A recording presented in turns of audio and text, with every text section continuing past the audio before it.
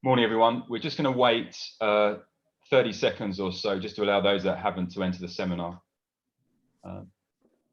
30 seconds always seems like a long time when no one's saying anything.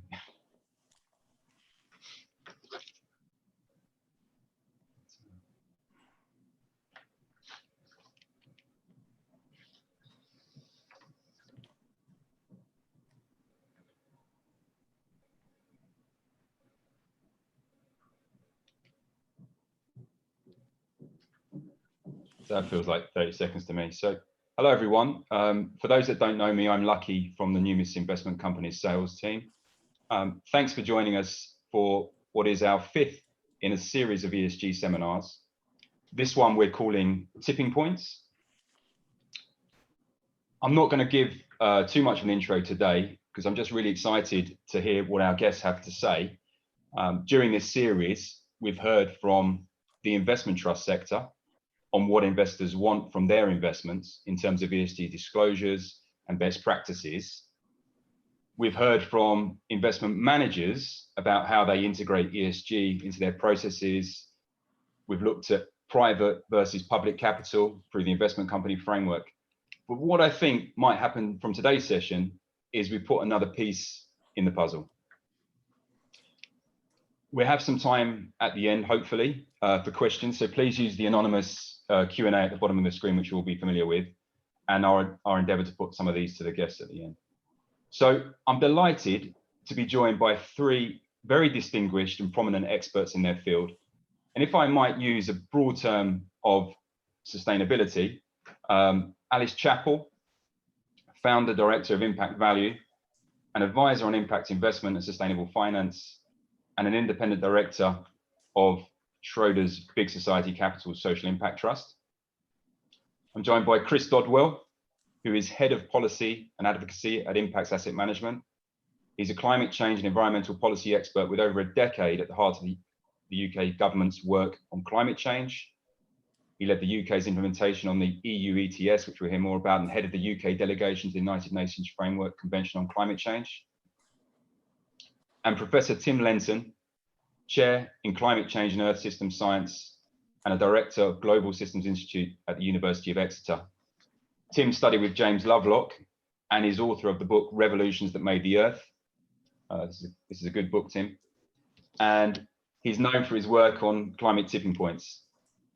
So Alice, if I could come to you first, and just if you could introduce yourself a little bit so we can learn a little bit more about your background, your business, how you're thinking about the subject, perhaps from a high level, before I sort of drill down into some questions, please. Thanks very much, Lucky. Yes, so as Lucky's mentioned, I run a business called Impact Value, which advises funds, financial institutions, companies, NGOs on driving impact, really, but within a financial framework. So the returns that they need to get are a big factor in what impact people are looking for as well.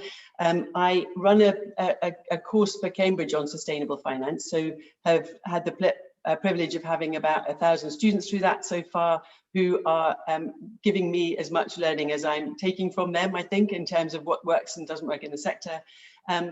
As Lucky also mentioned, I'm an independent director of an impact trust, an investment trust called Schroders BSC Social Impact Trust, which has a deeply impactful approach to its investments and combines impact with a trust that can be bought and sold, obviously, and therefore can be very much part of a pension fund portfolio. And I think that's the way forward. My final remark is simply that I think the emphasis of all of my career has been on trying to drive capital towards the places that need it. And the tipping points that we're going to be talking about in this session are so crucial in terms of driving capital as far and as fast with scale and urgency. And we need different kinds of vehicle, not just the plain ESG, to do that. Thanks very much, Alice. And Chris, could I come to you now, and the same sort of thing, if you would, for the benefit of the audience, just introduce yourself and your role. Yeah, thanks, Lucky. So my name is Chris Dodwell. I'm, as Lucky said, I'm now head of policy and advocacy at Impacts Asset Management. But I've basically worked in this sector for about 25 years. I first came into the area through a legal background. Back in the 90s, I was working kind of defending polluters, and then I went to work on the side of the angels, as I saw it, going in and working for the UK government. So I was fortunate enough to work there from 2000 to 2011, which saw a tremendous kind of surge of interest in climate change, a whole load of policies coming through, including first efforts at carbon pricing, and then naturally kind of got excited by the idea of global change in relation to climate. So got to work on the UN negotiations, and then spent about 8 years out in consultancy. And one of the things I guess I really had begun to appreciate is that we weren't going to get anywhere in solving climate change unless we mobilized private investment, and that I didn't really understand how that market worked. So I joined Impacts 18 months ago, and was fortunate enough to kind of land in a company that kind of really believes in both the opportunities that the sector kind of has in terms of market disruption and kind of growth, but also in the role of policy in kind of changing the marketplace and creating those markets. So my role is really twofold. Firstly, I keep the investment teams updated on developments in policy so that they can identify where growth opportunities lie. So one of the things we've been doing is almost on a sector by sector basis, going through the idea of net zero and the transition to net zero, and thinking about the new technologies that are going to be required to kind of rewire the economy, shipping, steel, all of these sectors that are going to have to be sort of transformed, but also simple things like building efficiency, and a huge growth in those sectors. But I also take part and lead our policy advocacy work. And that's really focused on three areas actually. So the first one is, how do you have the policies in the real economy that will mobilize and drive the investments that we need? And I'll talk a bit more in a moment about how one engages on that. Secondly, the kind of the revolution that's going on in terms of financial services regulation, greening the financial system. How do you make sure that the policies there are useful, decision useful, avoid being some kind of manifesto for red tape and reporting of spurious information that isn't actually going to make a change. And lastly, looking for the new trends. And one of the things we've really been tracking over the last year has been the rise of interest in nature-related, biodiversity-related investments. So I'll hopefully get a chance to talk about that a little bit later on, but great to be here, and thanks for the invitation. Thanks, Chris, and yes, we will get onto that subject. And Tim, can I come to you now, and just for the benefit of the audience, if you could just give me a little bit of background about you, please. Yeah, sure, Lucky. Thanks for inviting me. Hi, everybody. My name's Tim Lenton. I'm a climate scientist, or we call it Earth system scientist. As Lucky mentioned, I got kind of, as an undergraduate, captivated by Lovelock's work on what he called the Gaia hypothesis, studying the Earth as a living complex system, and determined that I wanted to research that. And that was when I was a 18-year-old kid back in the early 1990s. And so since then, I've trained in thinking about the Earth and the people within it as one coupled, complicated, or complex system. And by the early 2000s, I was kind of a little concerned that we were just telling ourselves these linear stories of climate change. It was all going to unfold smoothly. It might be a bit unpleasant, whereas Earth's history was telling us that the planet can be a volatile creature, and it sometimes jumps around. So I determined then to work on climate tipping points, or to put together what we know about the risks we're running of triggering abrupt and or irreversible changes in the climate. We didn't publish that till the late 2000s, but it's been a quest since then to keep kind of waving the red flag about this major risk that we're running with climate change. But all the while, I was also motivated to think about how can we apply the same kind of thinking to get us out of the massive hole we've dug for ourselves. So how could we use like an understanding of the complex systems of society, the economy, including finance, to think about how, for sure, in the past, human societies have changed abruptly. They've changed their technologies abruptly. How could we engender that to happen again now, to get us on the path to radically accelerate decarbonisation to, essentially reach what's now being called net zero quickly, but do so in order to avoid the big risks we're running with the climate tipping points. So yeah, the connection there is really, it's exactly the same kind of thinking that helps us identify the biggest risks, but also helps us identify these kind of nonlinear opportunities to get out of trouble.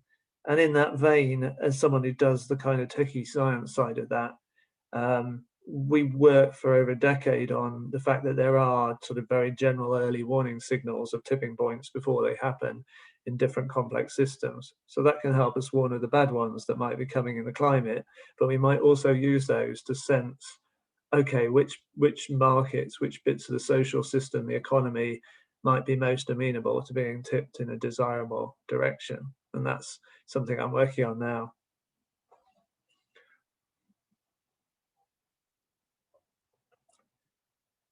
You're on mute, Captain. I knew that would happen. Always does. Thank you, Tim. So Tim, I was just saying, let's stick with that theme. And most of us by now would have heard this term, climate tipping points. And like you say, like I've said, you're known for your work on this space. But it's possible not everyone in this audience has. So I just wondered if you could just drill down a little bit on that, and why they are important. Sure. So we use this word tipping point to refer very generally to where a small change makes a big difference in the outcome for some system. And in this case, with the climate tipping points, the system's, of course, the climate.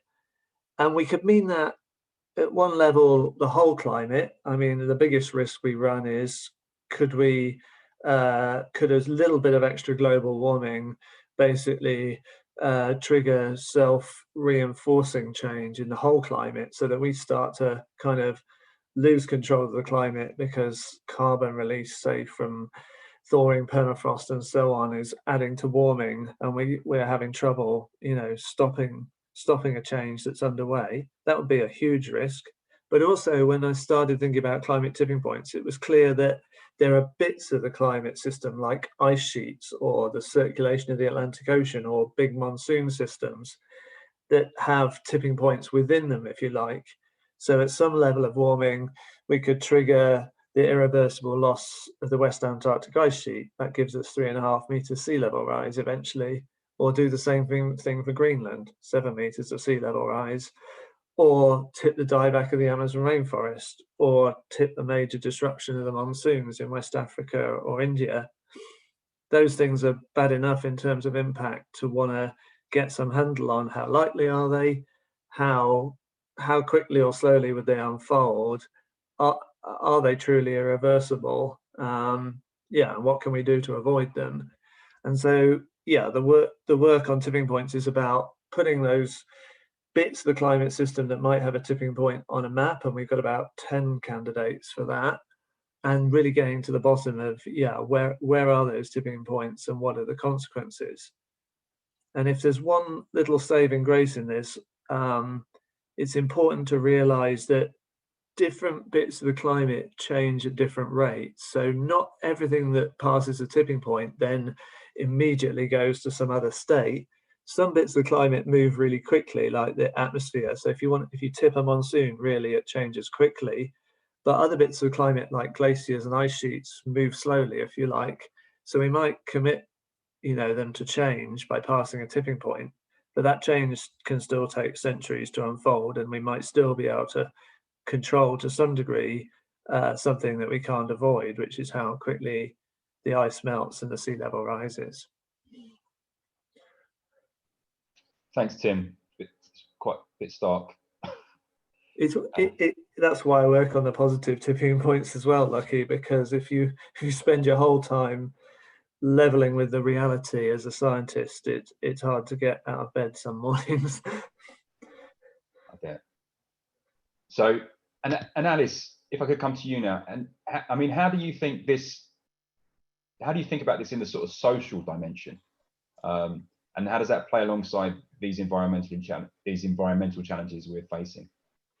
I think there are at least a couple of ways of thinking about the social dimension. I mean, one is that this is all caused by social factors, that we have created climate change through social, through the way we've organized our society. So we have to resolve it through social factors as well. I mean, that's the fundamental point. I think what's very interesting in the stage we're at the moment, and Tim's analysis of the tipping points and others shows that within the next 10 years, really, we have to have made a significant shift towards, for example, halving global emissions by 2030, if we're going to have any chance of reaching the 2050 goals of 1.5 degrees temperature increase before over pre-industrial levels.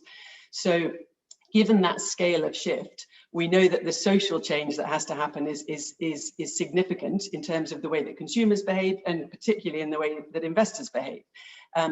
I think so that's the first point. I think the second really interesting point is that there's quite a few people I speak to, and I'm sure Tim and Chris are the same, who say this environmental imperative is so great that I'm sorry, we're just going to have to ignore the social imperatives. We're going to have to plant forests in places where maybe communities have land rights, or we'll have to put renewable energy everywhere, never mind the fact that that will stem growth in some countries because it's not as affordable perhaps on the margin at the moment, although that's changing significantly. My argument actually is that you're never going to get people buying into these environmental changes unless you've understood and respected the way that it might affect them. So we've seen Trump coming into power, we've seen Bolsonaro coming into power in Brazil, we've seen political grassroots who are resistant to environmental change because people don't think that their social rights have been respected. So there are very complex interactions, but I think those are some of the things we really have to tease out if we're going to get somewhere. And the tipping points that we need to see are things like the amazing change that's happened, I think, in social tipping points over the last couple of years, where social tipping points like regulation, social tipping points like politicians having it at the top of their list of things to talk to the electorate about, social tipping points around what investors can actually do and the power they can have to allocate capital in the right direction. So some really interesting social dimensions that we can come back to. Thank you, Alice. And Chris, if I could come to you now, unless anyone has anything they want to add on that. As I said, and you've mentioned, you're at the heart of the UK government's response to climate change for over a decade. But what I'm really interested to know is, can you explain to us, like in layperson's terms, how engagement with government sort of works in practice? Yeah, sure. I mean, firstly, I'd just like to say that I completely endorse what Alice was saying around social acceptability and the fact that one has to come up with policies that are going to actually be built on what people want to happen. And you won't get that if you are not thinking about how individual lives are going to be affected by the transition. So I kind of think this concept of a just transition is actually a really important way to kind of think about this, but also we need to think about all sorts of dimensions of what's going to happen as we develop these policies. And I guess that's partly why, thinking back to my time as a policymaker, why you needed to get engagement with stakeholders from a really broad range in order to make things happen. When I worked at DEFRA, we had, this was under David Miliband, who loved, rules of three, and we had a really punchy three-phrase kind of mission, or the way that we were approaching our mission, which was aim high, reach out, pull together.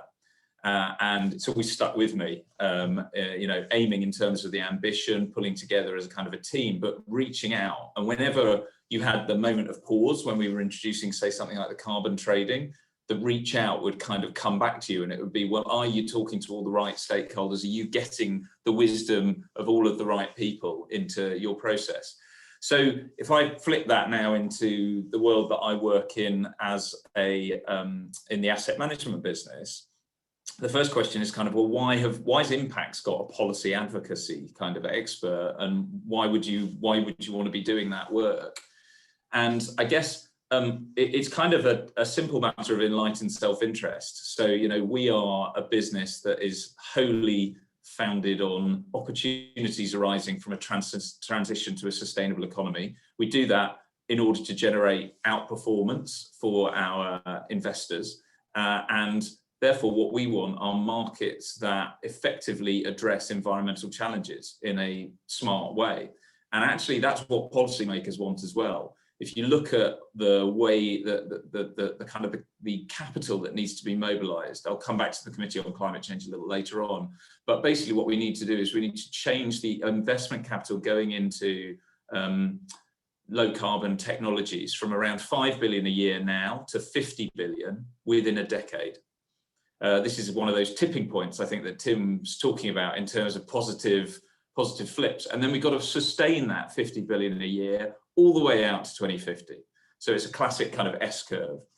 So policymakers actually want to understand, how do you mobilize that private capital? How do you create opportunities that are de-risked? And there's a real sort of win-win solution there. So that's why you do it. The other thing that it gives us as an investor is more confidence in what technologies are likely to be deployed. So what's the transition going to look like? If you are on the same page as the policymakers, you know you're all moving in the same direction, but also you can understand where things are changing and how that happens. So how we do that is we do it through membership organisations. So we're members of things like the IIGCC, UK Sustainable Investment, PRI. We are members also of a lot of issue-specific organisations. So we're members of the Energy Transitions Commission, which is a sort of multi-sector task force that's chaired by Adair Turner, that is wholly committed to kind of transition across scaling up investment in clean electricity, but also hard to abate sectors. So that brings us into a really nice group of people who are also pushing for the same thing.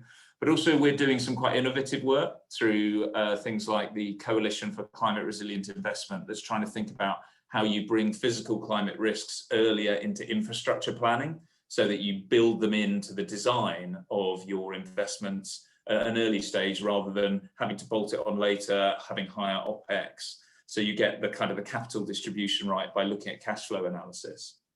And then lastly, we do some bilateral engagement. So we have been fortunate enough, Impacts has been in this area for 20 years. So we've had quite a lot of experience of working on stuff. So we've spoken to the UK Treasury around the development of the UK taxonomy. We've had calls and meetings with the Committee on Climate Change about their work. And we sit on a number of government groups that are steering groups for kind of initiatives that are around this issue of mobilization of finance, and how do you get finance into new technologies. And I think all of that is really legitimate. You know, this is not kind of behind the door, you know, behind the scenes lobbying. This is bringing together all of the talents and all of the knowledge and all the experience out there in order to try to solve what is, you know, the biggest challenge that we have of our time, and is going to lead to a change in all our lives. So I think improving that dialogue and having genuine understanding of the positions of the different key players around the table, and that means you've got to build capacity on both sides. You've got to build capacity in investors around how government decision making works, but also you really need to build capacity within governments. And I feel this very personally, because I did it when I was there as a policy maker, is how investment decisions are made. And what's key there is the role of risk, and how risk affects investment attitude, and how one can adjust your policies in order to de-risk investments in particular sectors. And I'll come back and talk about a specific example of that later. But I think this understanding of the economics of the sector and the economics of investment is something that policymakers don't naturally appreciate. Thanks, Chris. It's encouraging to hear the legitimacy of it, actually, from someone that's been through it. Tim, if I can come back to you, and Chris had mentioned this roadmap to net zero by 2050. It's a topical talking point, particularly in business. But as a scientist, though, is this a realistic goal, or is this another case of like kicking the can further down the road? And can you give us a sense of, it's a bit multi-layer, but can you give us a sense of what needs to be done, the size of the task, in order to make this sort of transition happen successfully, please? Sure, lots buried in those questions, Lucky. I mean, I think the first thing I want to say is we can use the language of transition if we want, but really this is transformation.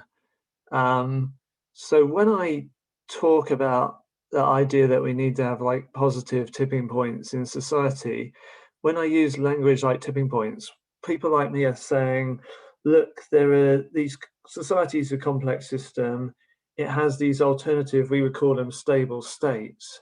If I was with you in a room, like chatting about this stuff, I'd say to you, look, sitting upright on a chair is a stable state. Lying on your back, sprawled on the floor for the chair is a different stable state for the chair. If you lean back, you get to a balance point where a nudge one way or the other is going to send you to one stable state or the other, in a dramatic fashion, potentially. So when we talk about a stable state in like the whole economy, well, there's one where it's powered by fossil fuels, and there's one where it's everything we do is powered by renewable energy, maybe with some backstop nuclear, lots of storage of battery and other forms. But those are radically different states in the sense that, as I think we all know, there's plenty of subsidy and market distortions that maintain an incumbent backstop energy, as we call it, has been fossil fuels. And there's a whole, you can imagine an alternative stable state for energy powering the whole economy that of course has its own, what we call negative feedbacks, but policy support, market distortions or whatever to maintain it as a stable thing. This is the nature of our social and economic and complex system reality, but we're talking about making the transformation from one stable state to another here, and doing it within a generation, if not quicker. And to do that, when people like me talk about this, we kind of cartoon the system as like two valleys with a hill between them, the two stable states with a hill between them. We're trying to essentially lower the height of the hill or push the change of the system from one valley to the other.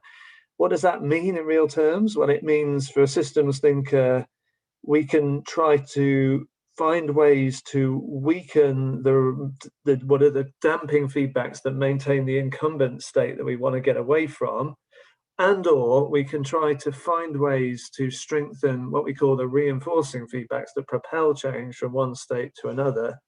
I put more emphasis on the latter, and that's where I start to use the language of positive tipping points, because if we can get reinforcing feedbacks going strong enough, they become self-propelling and they accelerate change. So to come back to the net zero question and the real numbers, right now we're decarbonising the global economy at about a fifth of the rate it needs to be decarbonised to avoid these catastrophic climate risks. So we've got to accelerate things by at least a factor of 5.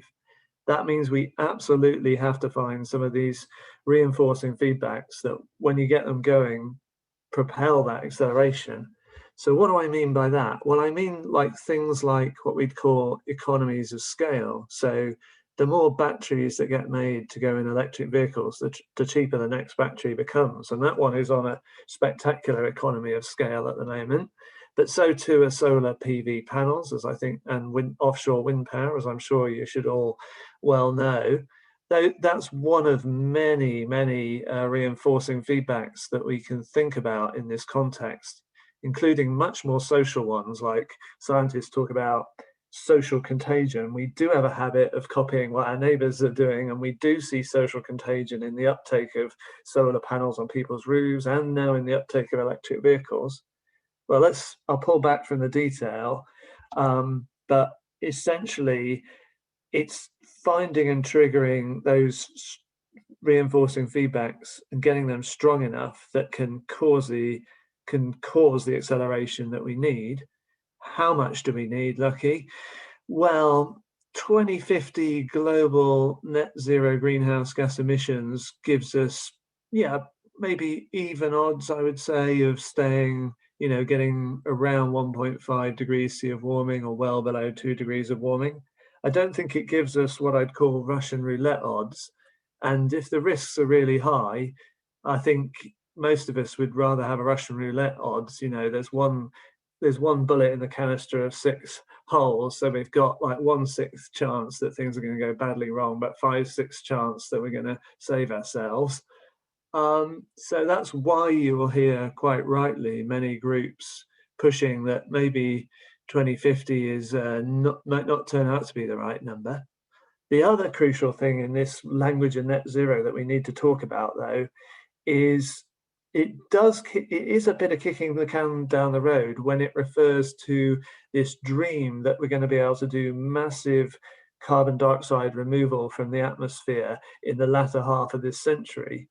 Basically, most of the scenarios you'll see or hear about to limit warming to well below 2 degrees C are banking, shall we say, on there being this deployable in a social, ecological, and technical sense technology on an enormous scale by some future generation who are presumed to be spectacularly richer than we are and smart enough to have worked out how to do it while still feeding their population of 10 billion or whatever.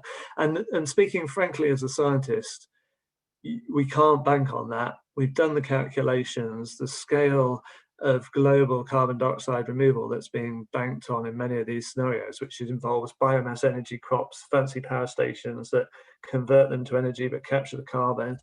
There just isn't the land available realistically to believe that that is going to happen. And the other technologies that suck the CO2 out of the air with physics and chemistry are spectacularly expensive because they're trying to beat what's called the second law of thermodynamics. So they'll always be expensive.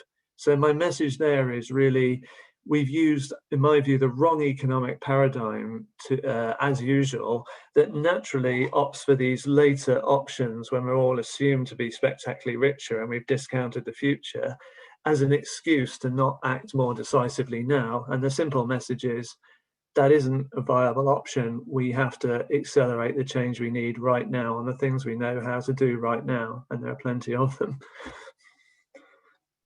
Thanks, Tim. There's a lot to think about there. And Alice, if I can come back to you now, just thinking more about the social side. You know, the financial sector can and should it use its capital more wisely to drive positive impact? You know, I speak to many clients, and they often say they're worried about their fiduciary duty in terms of making a return and whether that's too philanthropic. Yeah. That's so. I guess maybe I'm a bit leading this, but in the sort of framework of maybe Schroeder's big society. Yeah.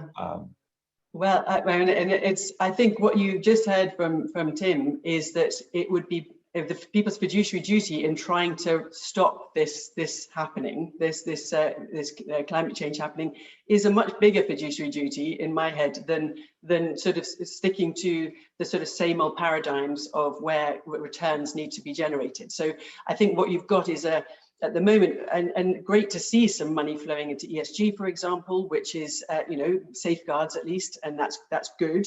But you've also then got in the next sort of layer, you've got people pursuing net zero, and that's also good. But as Tim said, that's sort of, I'm afraid, not really enough if it's relying on those emissions or relying on people putting things further down the road. So to me, the fiduciary duty that people have, as people on your call who are investors, are going to have to think about their fiduciary much more widely around how can we design structures that can drive capital in ways that is not the traditional ways. You've got listed equities and you're picking and choosing which ones you tilt towards. That's not going to solve the problem in nearly as fast and as urgently as we need and at the scale we need. So how do we design structures that can drive that deep impact on climate but on other things? And that's where the Schroeder's this Schroeder's BSC Social Impact Trust is a really good example of something which is packaging up very impactful projects, and in fact, in that case, it's trying to address social challenges in the UK, entrenched social challenges in the UK, packaged up into an investment trust with some illiquid assets, including what are called social outcomes contracts, which are agreements with government. They used to be called social impact bonds, but agreements with government to deliver on public goods, which I think we need some of as well. Those kinds of innovative structures, which can be put into portfolios in line with fiduciary duty, because not only are they trying to prevent these awful things happening down the line, but actually even in the short term, they have diversification benefits, they have inflation protected benefits and so on. So there are very clear reasons why fiduciary duty and impact investment of various kinds are aligned. And I think people have to get away from a sense that there are trade-offs, because actually you look beyond even the next 5 years, and it's quite clear that that if we're not investing in these kind of assets which drive capital in a completely different direction, we are going to be not doing our clients any service at all.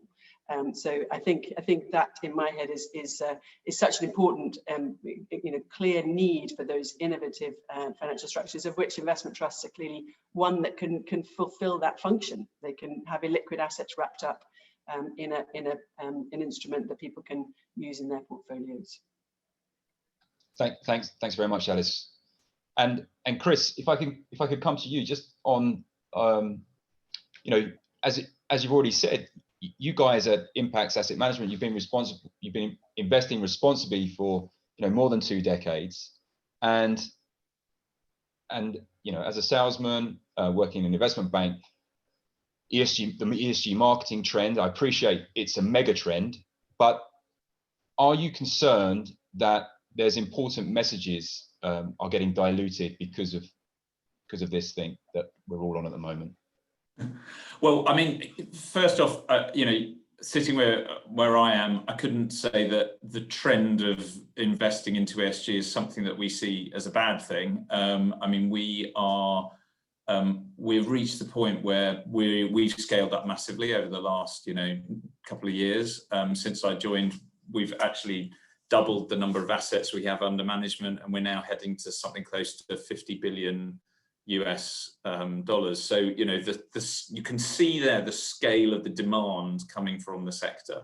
So I think that is not a bad thing. I do think that I think you're absolutely right though, that the important messages are being diluted, and that there is a risk of fiddling by while Rome burns a little bit. So what I'm nervous of is that we focus our attention on well-intentioned, but ultimately issues that may not take us as far and as fast as we need to go. And that's why at Impax, what we've really focused on are the real economy policies. And I think that would be my main message. Yes, we need to then think around what we have to do consequentially around regulation of financial services. But I don't think, I would say, and there are some advantages in some innovations like this sort of trend to net zero targets, but I think it's overplayed, to be honest. I think that there is a risk that we kind of view those targets and measuring them as somehow some kind of surrogate for having the clarity of direction from policymakers around how we're going to get there. And I'll give you some examples of that. So if you think about, as I was taking us back to the Committee on Climate Change's work, I think the UK is in a wonderful position to try to get moving thanks to the work of those guys.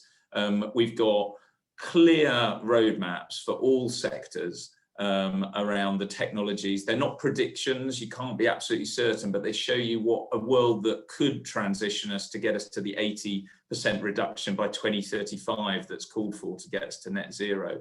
They identify sector by sector the technologies that need to be scaled up, and they identify the financial flows that are going to be needed. And what we need to do now is roll up our sleeves and think about how to mobilize that finance and how you can actually achieve the transformation that Tim's talking about and the tipping points. So we've done that once before. Back when I was in government, the electricity market reform got launched. It was all around how do we mobilize investment. A lot of it was around how do we mobilize investment into offshore wind. The government set up the low carbon finance group that it worked with in order to design the suite of policies that share the risks for that investment, including the risks around getting the energy once it was kind of off the sea and into the grid, which government picked up.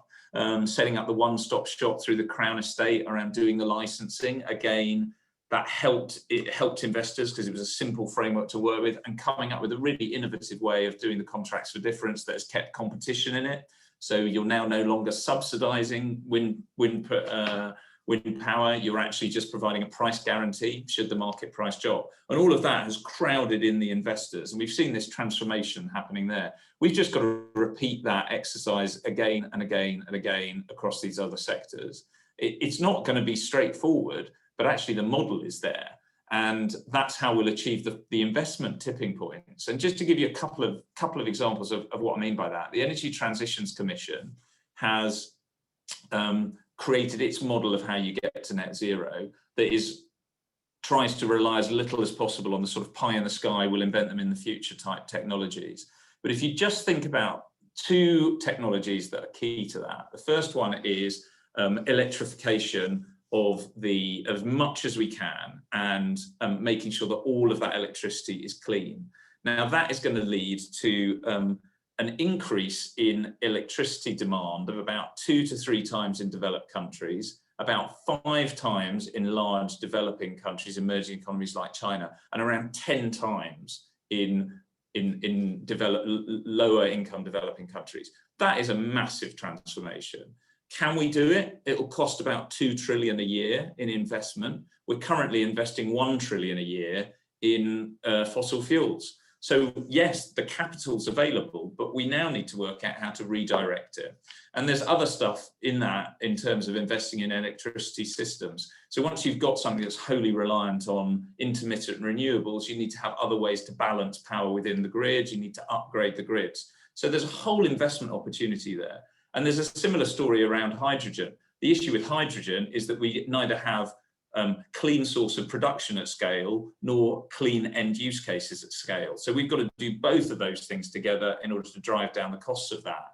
And that is why we need smart policies that can encourage anticipatory investment, where you're only going to get the payback a little bit further down the line. And that's going to use venture capital, various different types of public-private partnerships. But I hope you can see there, Lucky, that that for me is where we should be focusing our attention, is on those things. Yes, we do need to ensure that we don't have greenwashing. So things like the EU taxonomy is important, but it's not half as important. It's not a fraction of as important as getting that investment mobilized into the sectors.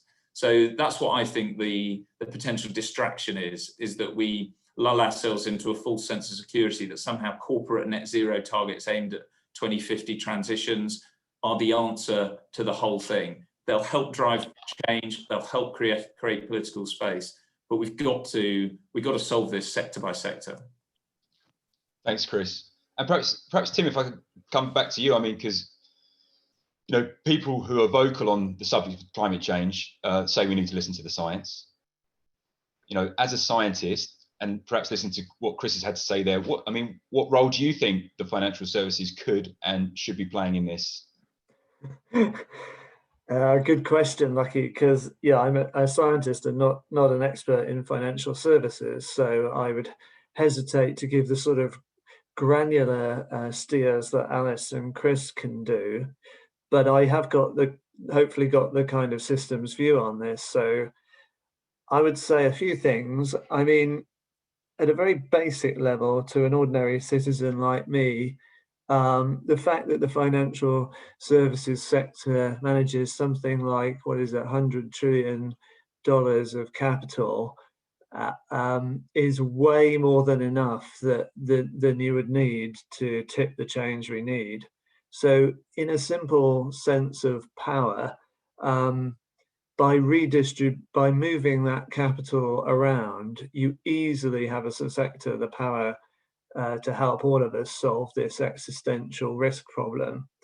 Now, it's a different question to say, well, by what mechanisms and what processes do we need to change to see that redirection of capital affect the change that we might all morally agree we want to happen. But at the basic level, you've got an enormous potential contribution to make here. But of course, as Chris and Alice are alluding to, this transformative change is kind of cutting across different, should we call them sectors of the economy or society. And we've already been hinting at how we need different people in different sectors to be coming together on this. So we've heard about, policy and governance needing to align with the financial sector. well, also I think with those industries that are making the new transformative technologies, etc., etc. And at that point, many people would throw their hands up in horror, I suppose, and say, you know, we don't talk to those people enough, or we don't trust them, or it's just too complicated. But somehow we've got to grow up and kind of get around tables together and see that we've got aligned interests here. And I think the conversation already shows that we all have. So we should be able to crack this difficult nut of knowing that we've all got a common goal. And if we work effectively with the right timing and staging, we can make those positive tipping points happen more easily than if we're still pushing it against each other or poorly aligned. And as Chris has alluded to, the UK is actually a pretty good microcosm to be finding that alignment and trying to make the change happen. So yeah, there's obviously the capital element. I'm well aware that also as a sector, you're effectively advising many of those you're investing for or investing in. And I think that advice role is really, really valuable because it's all part of that joining up so we all realize, oh, we're on the same page with this. We all kind of want the same thing as human beings, which is we don't want our kids and our grandkids to inherit the climate catastrophe or indeed ourselves in later life. And what to say beyond that? Well, I would say recent history shows us that you know, finance has played a pretty critical role in some of the what I'd call positive tipping points that are already unfolding. So the case of solar photovoltaic panels, why are they now so cheap and exploding? Well, the backstory from the experts in the field is that there was a critical moment at which someone moved from the key research group in Australia to China, and then 5 different startup companies in China floated on the US stock exchange in about 2007. Good thing they floated then and not, you know, a year later when the crash was happening. But by serendipity, the fact that the investment went in, albeit that there was a bubble in that sector and blah, blah, blah, that pulse of investment was, according to all the experts in that field, was absolutely crucial to what we see now, which is that the economies of scale have triumphed, and solar is already, you know, spectacularly out competing together with battery storage, etc., other options, and like offshore wind is destined to keep on getting cheaper and cheaper. So that's a good news story. But as Chris is alluding, you know, we know where some of the things we need to shift capital and investment into are. I suspect you all hear about, I expect you have a hydrogen power seminar or whatever talk to go to every week. But my message would be, think even more broadly, think laterally, think, hold on a minute, this is transformation of everything. So food and land systems, they're going to change completely. Alternative proteins, plant-based meat substitutes, synthetic meat, this is going to explode if it hasn't exploded yet. Are you already looking there? If you're not, I'd be surprised, because I'd expect, you know, investors in the investment and the financial sector to be a bit more on it than I am about where the opportunities are, because the core message is we're seeing these self-reinforcing, self-accelerating feedbacks starting to kick in for some of these technologies. They're destined to kick in for others. And when they kick in, as you well know, there's a whole lot of money to be made, as well as a whole lot of good to be done.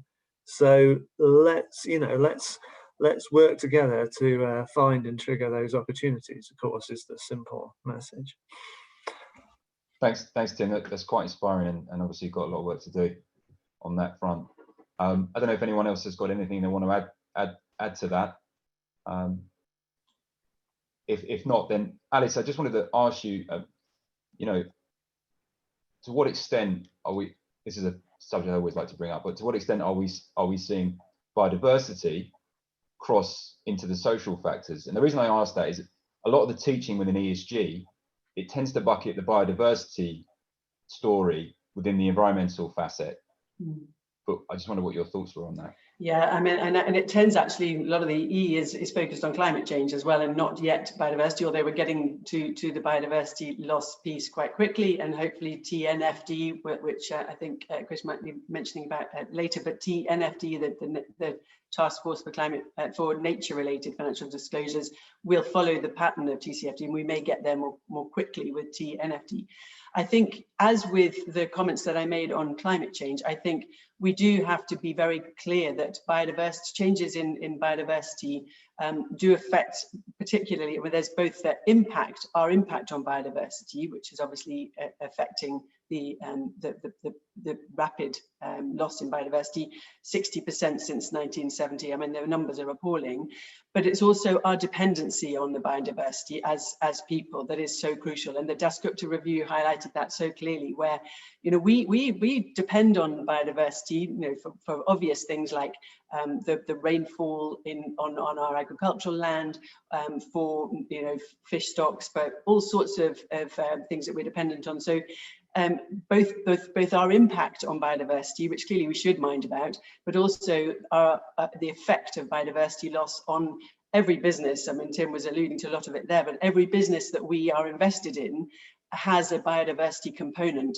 which will be affected as we lose biodiversity. So I think that in talking about the tipping points again, I think the alertness of individuals to that change that biodiversity loss will create around ways they can consume everything, whether it's food, whether it's, you know, also water, whether it's all sorts of different things, will be critical to everybody's the way that people live their lives. You know, it's such a fundamental thing, and it's the same with climate change, it's the same with biodiversity loss. But we will have to get to grips with those scenarios across every sector, and it's a social change as much as it is an environmental change. Thanks, Alice. And perhaps, Chris, I'll come to you. The question I was going to ask you was, you know, the task force for nature-related financial disclosures, which Alice mentioned there, not confusing that with the one that everyone's using at the moment, which is the task force on climate-related disclosures. This is going to come into effect in sometime in the near future. I don't know exactly when, maybe you do. But these frameworks, can you talk about how they play out within your business? And specifically, given this is an investment trust seminar, could you talk about how that relates to environmental impacts, environmental trust, and really, I guess, sorry, this is multi-layered, but how all of that regulation sort of drives decision making over the next decade from a governance point. Yeah. So firstly, let's so really quickly on. So we're very focused on this. We were early adopters at signing up to TCFD, and really have been pushing the importance of that framework getting mandatory backing. Great to see that being backed by the G7. It's on the agenda for the G20. Really looks like we're heading in the right direction there. And we're working with the Bank of England FCA Climate Financial Risk Forum to try to kind of demystify and clean up and make it easier for people to report against those frameworks. We also, I sat on the informal working group that's been doing the development work for the TNFD. So in answer to your question around timing, so TNFD will launch this year in terms of the work of the task force, but it's then a 2-year program where they've got a number of issues to look at. I'll come back to some of the complexities, but that will then produce an equivalent to the TCFD recommendations that came out in 2017. So that will be coming out in around, say, 2023. So we're around probably about 6 years away from that coming into regulation, because that's if you follow the TCFD framework. So why is this important? So the first thing is, how do we use it? I mean, the first thing is that you have to think about 2 dimensions of risk. In relation to climate, at least, and I think the same will go for nature and biodiversity. The firstly is the impact of the climate and our response to it on a firm, and the second one is the impact of the firm and, you know, society as a whole on the climate. So if you think about that first one, there are 2 impacts that TCFD encourages you to look at. The first is your exposure to physical climate risks and what's going to happen to you. So we've really pushed impacts. We've done a lot of work on that. We've done a lot of work on talking to the the companies we invest in. We've just done a review of S&P 500 in the US and their preparedness. And quite frankly, it's very, very low, the understanding of these issues. So having a proper understanding of physical climate risk, where your assets are, what they're exposed to, how do you get a heat map kind of approach to allow you to prioritize, and then kind of put the defenses in place and put the strategies in place to kind of reduce the potential losses, but also think about the opportunities. The second one is the transition risk. So really that comes from being the risk of stranded assets, because you have operations that are very carbon intensive, and perhaps there will be a policy change or a reputational change that will mean you have to go zero carbon in a rush, rather than gradually adjust your operations. And if you've got low margins and a potential of a high hit on a carbon price, that's where you get the report that came out this week that's saying you could wipe a $75 carbon price could wipe 20% off the valuation of the global stock markets. So those are the risks on the firm. Then thinking about the risks of or the impacts of the firm on the climate, that's when you get into the decarbonisation of your activities and investment in the solutions. And what we want to be doing is encouraging all firms to do that, so that we don't face, the worst case scenario when it comes to temperature rise and the tipping points that Tim's been talking about. So we incorporate all of that information into our investment practices by looking at potential carbon exposures, by trying to gauge where the physical risks are. And then what this becomes is just good investment practice. We are trying to understand how it affects the value of an organization, trying to understand what their plans are in terms of capital, and then we're making a decision about which companies to invest in based on just risk-adjusted returns.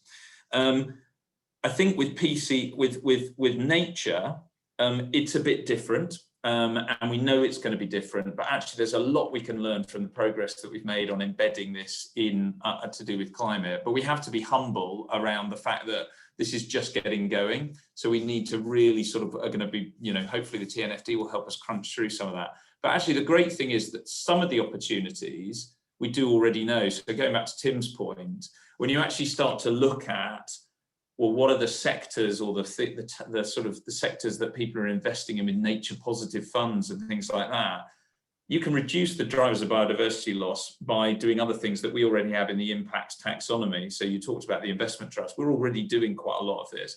Pollution control, trying to address that, pushing the circular economy so that you reduce the demands on biodiversity and us wanting to take more out of nature. If we use existing resources better, that reduces that.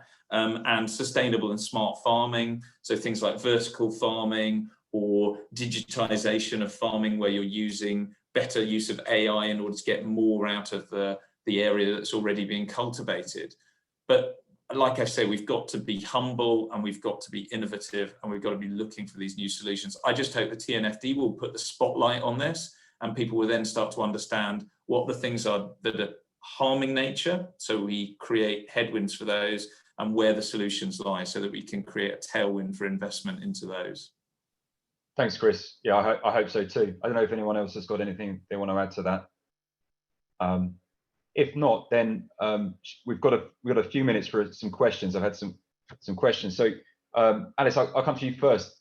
There's one of the audiences, and there might be more than one in the audience, but one of the audiences attending your course this summer, and would like to know what's your #1 book recommendation in advance of that course. Oh, obviously, it's got to be Tim's book, hasn't it? It's got to be Tim's book, clearly. I think there's a lot of interesting stuff coming out. I mean, there's a lot of interesting stuff on impact.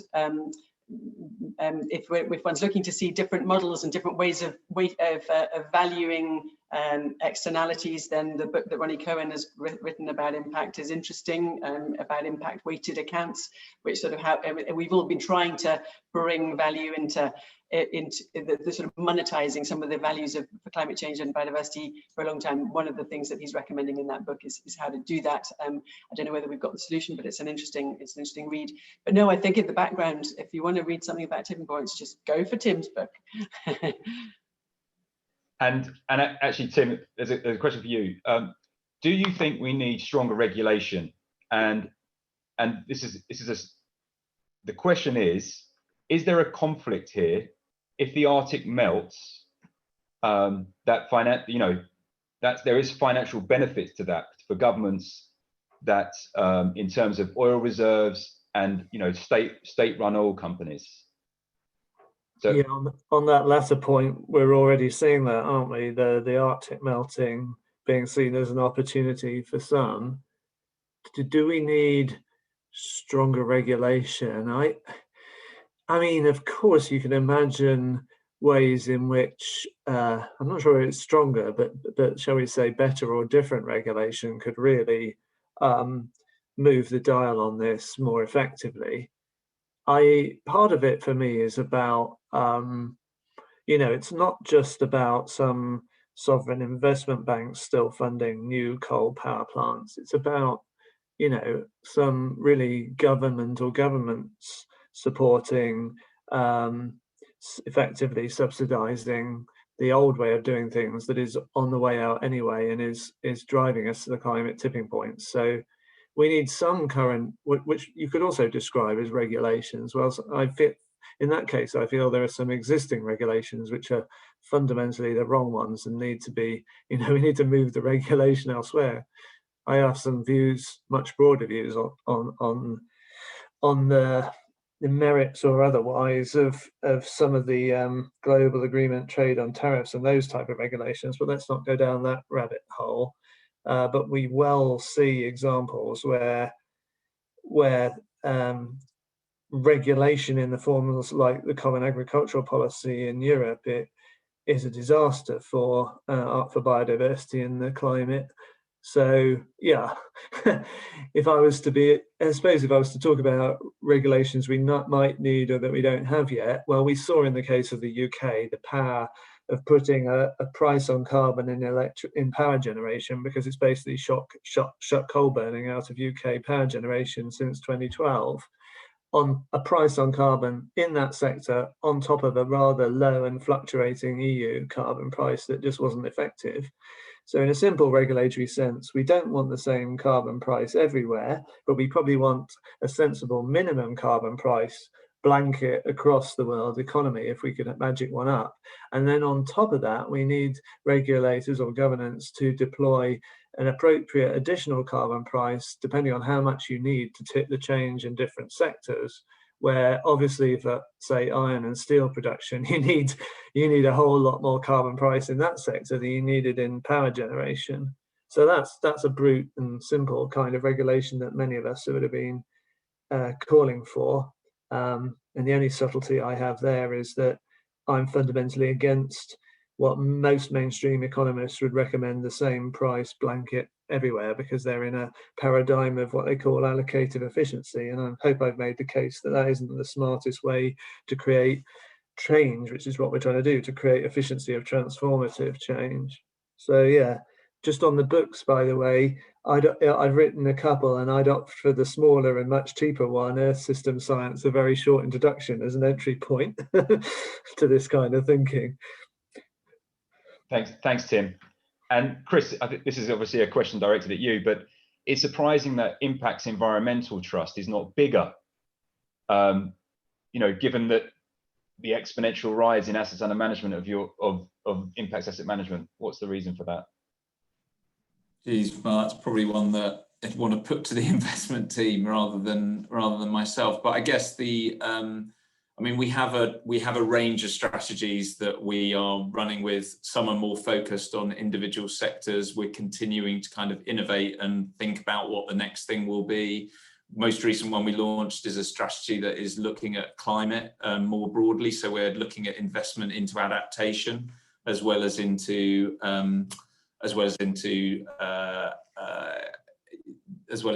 sort of mitigation solutions. And I think it's just, these markets are still growing, and there are still a finite number of kind of companies that one can invest in who are pure plays.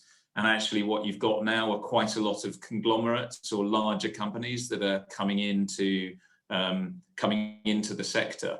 And it can be quite difficult if you've got someone who's only doing 20% of its revenue is coming from green, for that to be classified as green. So the size of the universe of stocks that you have will vary according to the particular constraints of the particular strategies you're looking at.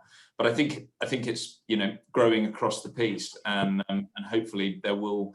One of the things that some of these net zero asset owner alliances and other things are are trying to work with asset managers and others to increase the number of potential investment vehicles that are out there, look at blended capital and look at other things. So I think there will be more products coming to market over the years. I'm sure, Chris. So I've just realised we've just gone over the hour. So I'm going to say, look, thanks very much to the audience for joining and participating, and thank you, Alice, thank you, Tim, thank you, Chris. It's been incredibly informative, very thought-provoking, and it's a real pleasure to be here and experience your expertise and your time on this. So thank you once again, and we're going to be back later this month with another seminar. So please watch this space. Great. Nice Thank you, afternoon, Lucky. Thank you. Thanks, everyone. Bye. Thanks, Lucky and all.